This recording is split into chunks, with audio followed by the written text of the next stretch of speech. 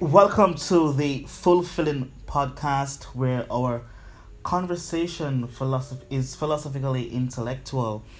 Our discourse requires uh, some level of open mindedness and an academic oriented thought process. So, relax your mind, body, soul, and be fulfilled. Today, we'll be talking about a few topics. I'd like to start with the origins of American philosophy.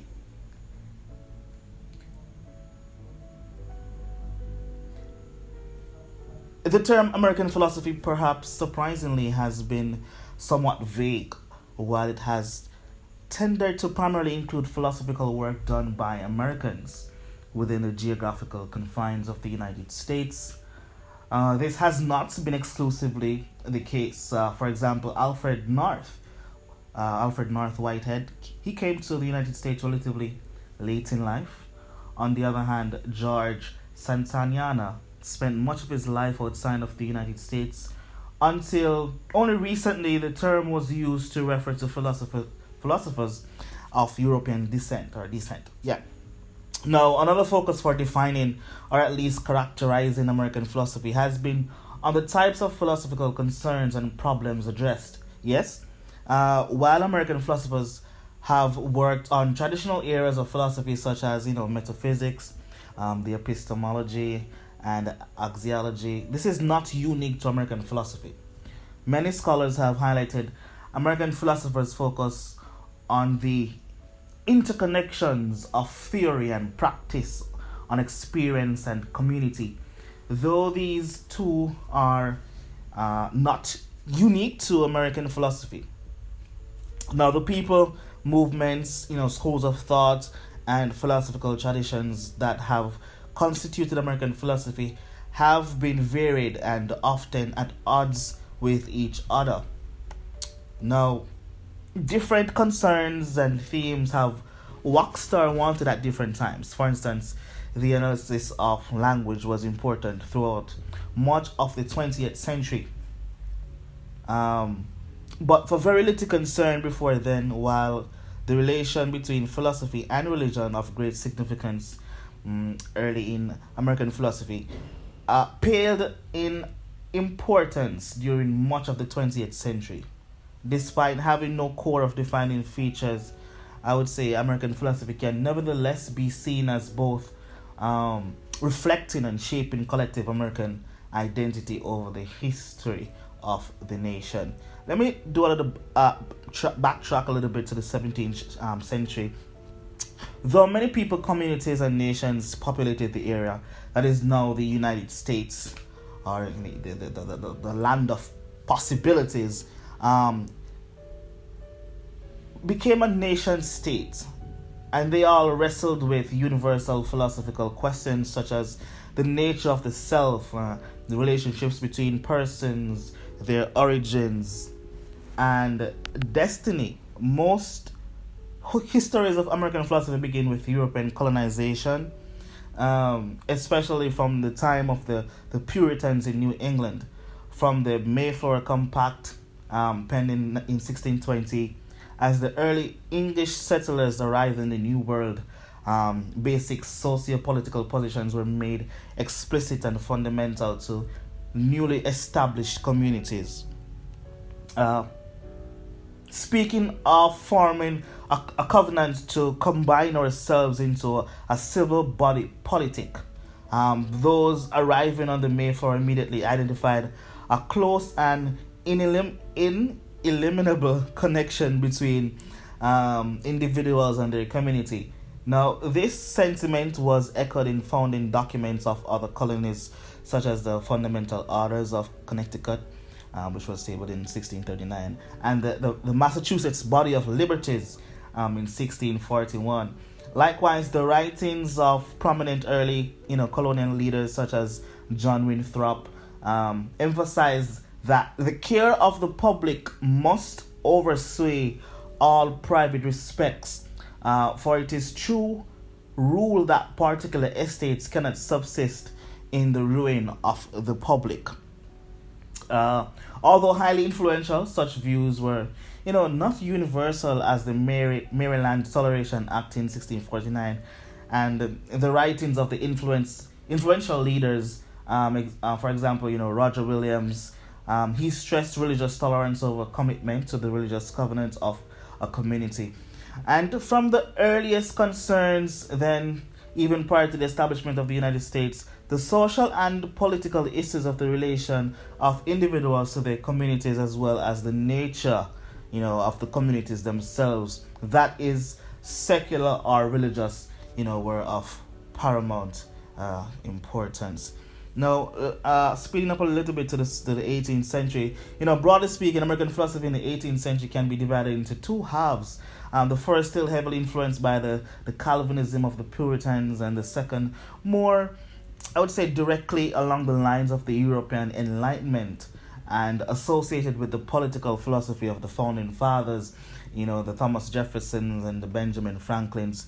Far and away, the most significant thing of the first half of the 18th century for American philosophy was Jonathan Edwards.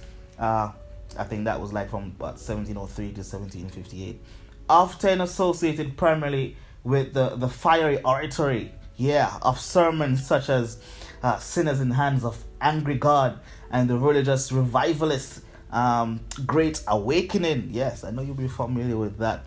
Of the 1740s, Edwards both distilled and assimilated, Calvinist theological thought and the emergence of Newtonian scientific worldview, frequently characterized as trying to synthesize a Christian Platonism with an emphasis on the reality of a spiritual world with an empiricist epistemology and emphasis on Lockean sensation and Newtonian corpuscular physics. Edwards drew directly from the thought of Bishop George Berkeley, who stressed the necessity of mind, or the non-material reality to make sense of human experience. This non-material mind for Edwards consists of understanding will, both of which are passive at root. It is understanding that along lines of the success of Newtonian physics leads to the fundamental metaphysical category of resistance, which Edwards characterized as the primary quality of objects. That is, whatever features objects might have, what is fundamental to something, qua object is that is resist. The power of resistance is the actual exertion of God's power. We talk about that free will, and it's demonstrated by Newton's basic laws of motion, in which objects at rest. I'm sure most of you will be familiar with this. Object at rest or in motion will remain undeterred unless acted on by some other force, that is resisted. Understanding, though, is different than will. We need to understand that. Edwards is perhaps best known for his rejection of free will, as he remarked, "We can do as we please, but we cannot please as we please." A thought to think on, something to provoke your thought there. Just as there is natural necessity and natural inability, for Edwards there is moral necessity and moral inability. So every act of will is connected to understanding and thus determined. Echoing the views of John Calvin, Edwards saw not, good works, but the grace of God as the determiner of human fortune. While couched primarily in religious context for Edwards, but less so for others, the acceptance and adaptation of the Newtonian worldview was something shared by most American philosophers in the latter half of the 18th century. These late thinkers, however, abandoned to a great extent the religious context and focus rather on social political issues. Sharing many commitments of European philosophers of the Age of Enlightenment, such as the reliance on reason and science, a broad faith in scientific and social progress, along with a belief in the perfectibility of humans, a strong advocacy for political democracy, and laissez-faire economics. Many of the famous names of American history identify themselves with this Enlightenment thought, while they attended very little to basic issues of metaphysics or epistemology. The founding fathers, as we mentioned before, Thomas Jefferson and Benjamin Franklin, James Madison, they wrote voluminously on social and political philosophy, and American Declaration of Independence, as well as the United States Constitution with its initial amendments, better known as the Bill of Rights, was drafted at this time with the emphasis on religious toleration. Though including explicit references to God, these thinkers tended to commit themselves to their writings less to Christianity per se, and more to deism, which is the view of God as creator of a world governed by natural laws, which they believe were explicated for the most part by Newton, but not directly involved with human action. And a perfect example of that, it was in the early 1730, and as late as 1790. Franklin spoke of God as world creator and Jesus as providing a system of morality, but with no direct commitment to the divinity of Jesus or to any organized church. Instead, a major focus of concern was the appropriate nature of the state and its relation to individuals.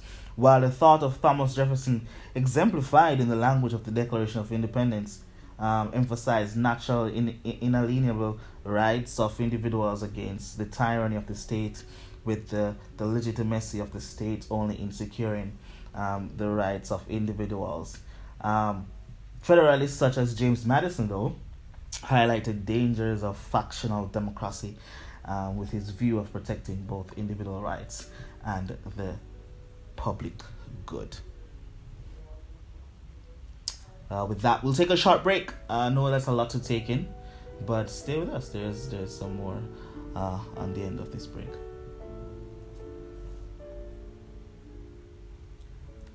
Thanks for staying with us. Thanks for continuing listening to PhulPhilin Podcast, and we're discussing American philosophy. Now let's jump into the United States in light of the humanitarian revolution. The 19th century humanitarian revolution represents the precursor to the promulgation of contemporary human rights. The notion of humanitarianism followed the 18th century period of enlightenment, and in its ideals, particularly as it relates to universal human progress. These ideals eventually segued, into sweeping pronouncements that permeated American society and led to the formation of the Declaration of Independence and the related championing of human rights and freedoms for all. Resultingly, the humanitarian revolution underlies the period since the 18th century in which there was a decline in violence, particularly towards groups such as the formerly enslaved, thank God, African Americans and members of other marginalized groups during that time.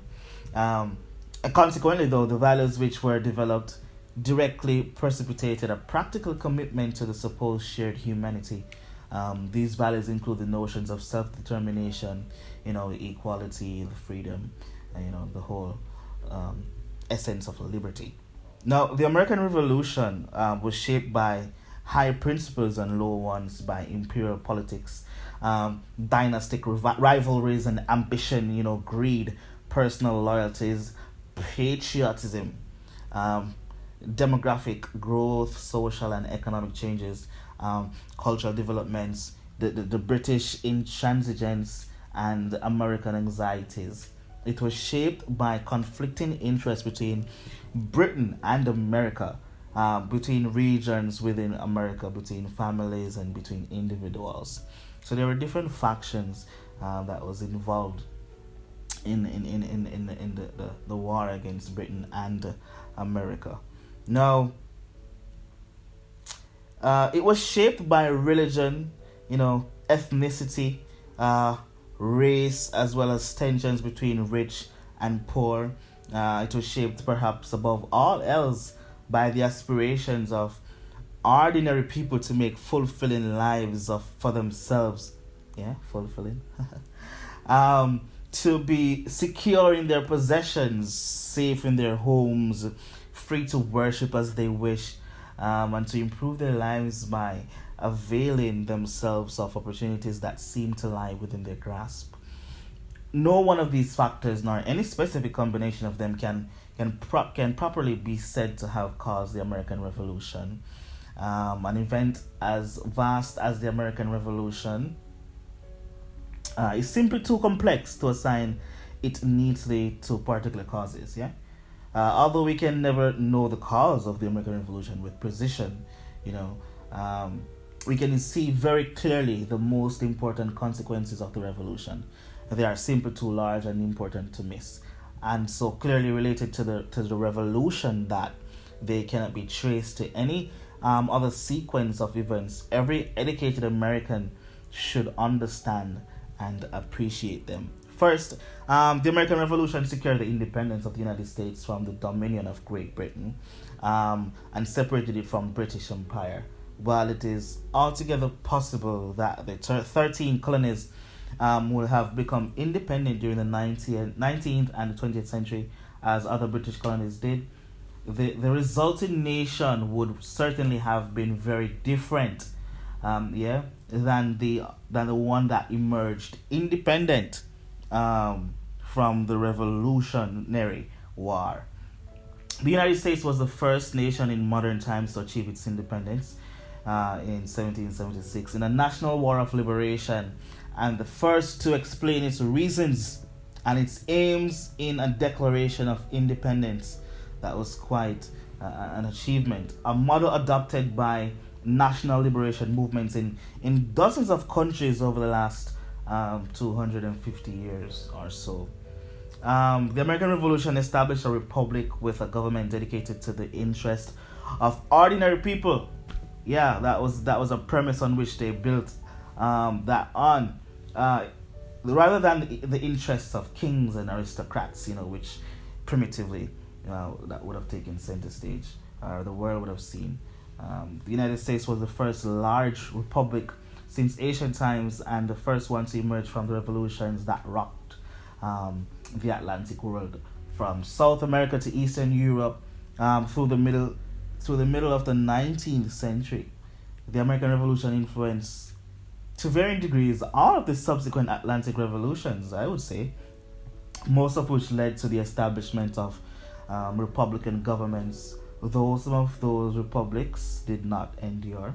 Yeah, the American Republic has endured due in part to the resilience of the federal Constitution, which was the product of more than a decade of debate about the fundamental principles of republican government. Today, most of the world's nations are at least nominal republics, due in no small way to the success of the American Republic.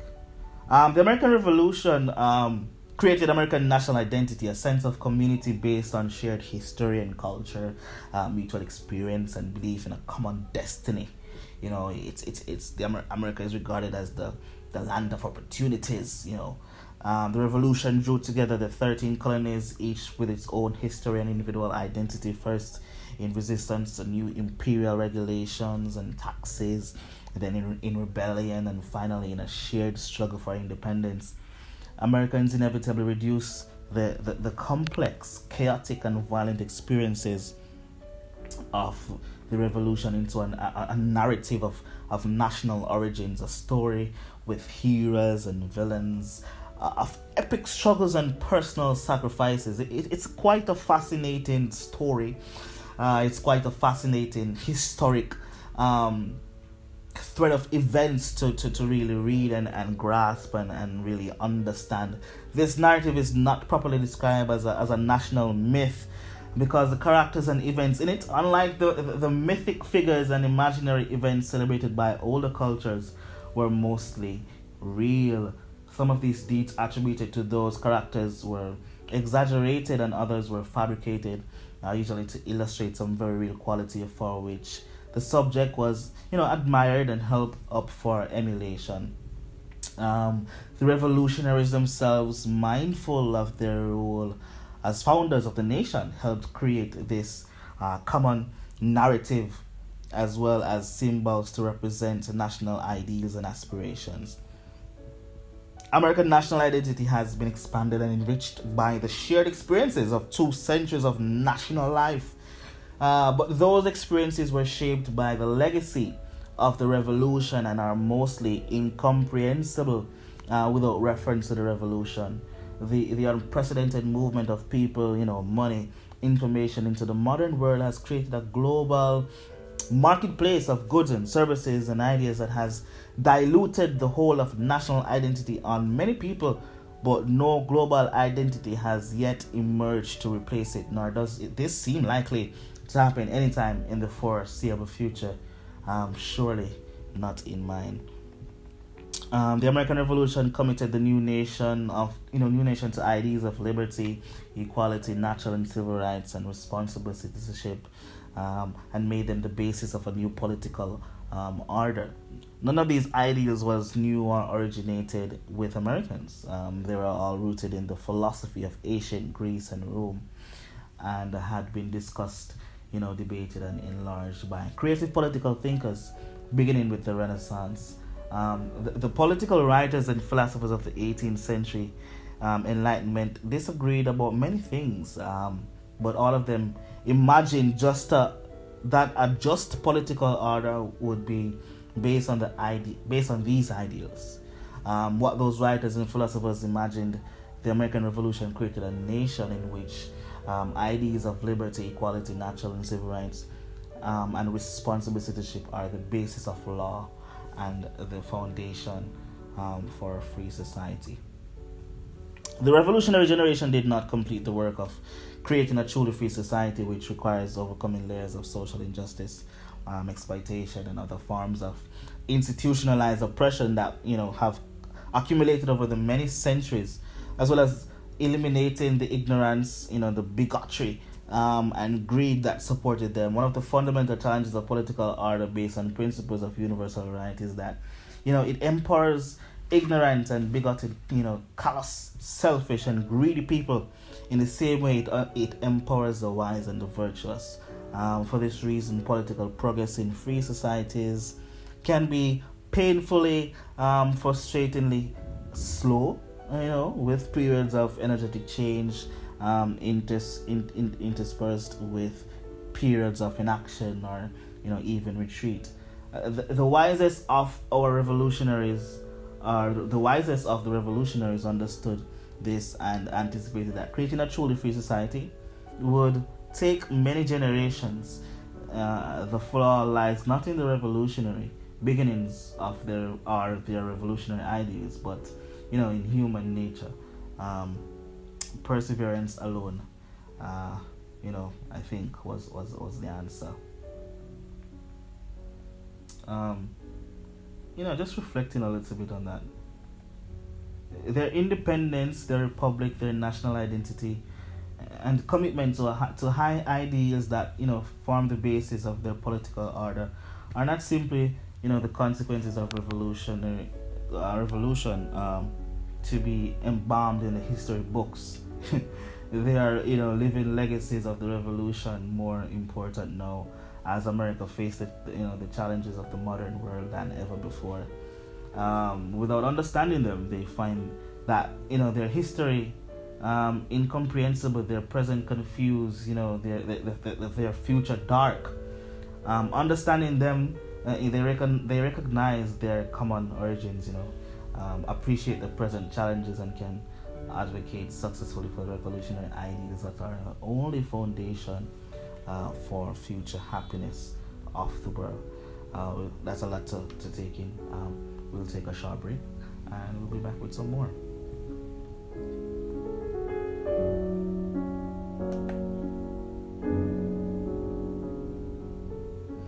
Thanks so much for staying with us. Welcome back to the PhulPhilin Podcast. I'm your host, Javid Bryan. We'll jump into one of my favorite topics, studying American philosophy, slavery and racism. The United States of America is a nation, ostensibly conceived on the notions of, as I mentioned earlier, liberty, freedom, my personal favorite, the pursuit of happiness and equality for all men. Yet at the helm of this republic are slavery and racism, which not only left an indelible imprint on the systems and institutions, but continue to permeate the modern state through its prolonged historical impacts. The establishment of the United States was both idealistic and fallacious, as the drafting of the Declaration of Independence and its subsequent approval on July 4, 1776, proclaimed that all men are endowed with certain unalienable rights. As such, they are equal. That's where I think, for myself, it's fallacious. However, for decades, the framers of the Declaration did not hold these words true. For the hundreds of thousands of blacks and non-whites who existed in the United States, whose development processes were hindered by slavery and the explicit systemic racism that ensued, it is important to note that the initial thoughts of Americans around black people significantly, included the ideas that they were not created equally. Were inferior to whites and were properties, and this inferiority and lack of personhood, prevented them from having rights. That's bizarre, but it's what it is. Similarly, in critiquing the social control theory, Charles Mills, he purported that the social contract, which represented a hypothetical situation where man entered into a political society, did not include all men, and as such was a racial contract in which all non-whites, and specifically blacks who had the stigma from slavery, were excluded.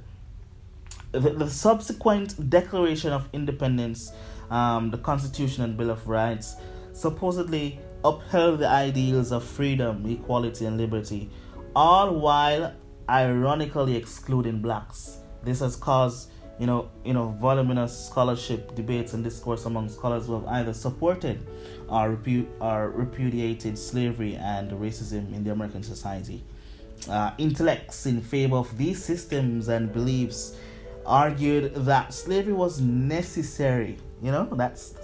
Slavery was necessary for the civilization and conversion of blacks who were inferior to whites, and that it was great for the economy.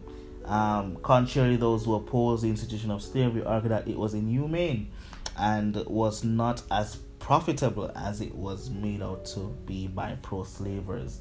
When a society has general consensus surrounding systems and institutions, they formulate arguments to support same, and the institution of slavery was no different.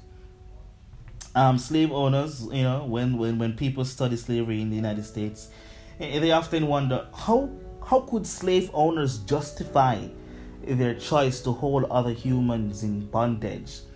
What could make them do such horrible thing? These questions are important and the answers are, complex.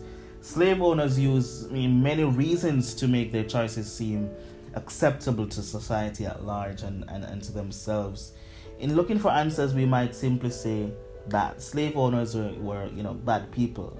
They were too cruel and draconian to think that slavery was wrong. There is a historical support for this explanation, considering the many stories of slave masters, abuse and torture of slaves. At the same time, there have been many examples of extreme cruelty in history, and that do not involve slaves and masters or even people of different ancestry. Cruelty alone does not seem to explain the unique experience of slaves in the United States. Another explanation, throughout the discourse for slavery is racism. This builds on the bad people explanation by being more specific about the badness of slave owners. They were not just cruel, but practical. Their cruelty on people of African ancestry. There's a lot of historical support for this explanation, but there are many stories that complicate such an explanation. For example, we know that there were African Americans who enslaved other African Americans, most commonly in Louisiana.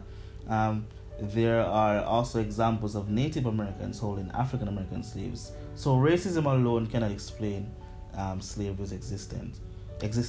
Yet another explanation for slavery is greed. In this case, we might say the slave owners were driven mostly by the desire for wealth and power. This too seems to make sense. Historians know that the profits from slavery were large, often as large as the profits made by factories in the North. Furthermore, slaves owners held most of every position of political power in the South, as well as important jobs in the federal government. For example, other than John Adams and John Quincy Adams, every president in the 45 years of American history existence was a slave holder.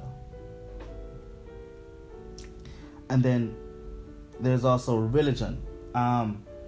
Interestingly, Christian theologians, like Saint Augustine, the prime cause, they stated that the prime cause then of slavery is sin, which brings man under the dominion of his fellow, that which does not happen save by the judgment of God, with whom is no unrighteousness, and who knows how to award fit punishments to every variety of offense rather. St. Augustine thought that slavery was inevitable. He didn't think that it was the result of the natural laws of the universe. Indeed, he thought that in a pure world, slavery would be quite unnatural, but in our world, it was the consequence of sin and the fall of man. Slavery was unknown, Augustine said, until righteous Noah branded the sin of his son with that name, and established the principle that the good were entitled to use the sinful. It is with justice we believe that the condition of slavery is the result of sin, according to his theoretical frameworks, and this is why we do not find this is why do not find the word slave in any part of a scripture until righteous Noah branded the sin of his son with his name. It is a name therefore introduced by sin, not by nature. Aquinas, he said for men of outstanding intelligence naturally take command, while those who are less intelligent but of more robust physique seem intended by nature to act as servants. Aquinas, he largely agreed with Augustine that slavery was a result of the fall, but he also thought that the universe did have a natural structure that gave some men authority over others. He justified this by pointing out that the hierarchical nature of heaven, where some angels were superior to others. Aquinas had a much higher opinion of slaves than Aristotle. He considered that slaves had more restricted rights. A son as such belongs to his father, and a slave as such belongs to his master.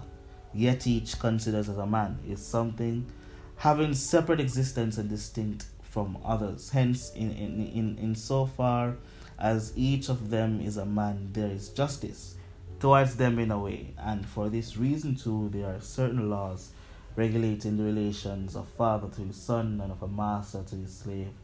But in so far as each is something belonging to another, the perfect idea of right or justice wanting to them. And while it was perfectly acceptable for a master to hit a slave, it might be better to be merciful.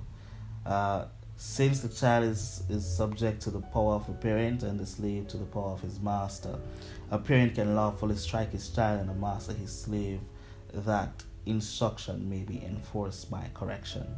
The command that masters should forbear from threatening their slaves may be understood in two ways. First, that they should be slow to threaten, and this pertains to the moderation of correction. That they should not always carry out their threats, that is, that they should sometimes, by merciful forgiveness, temper the judgment whereby they threatened punishment.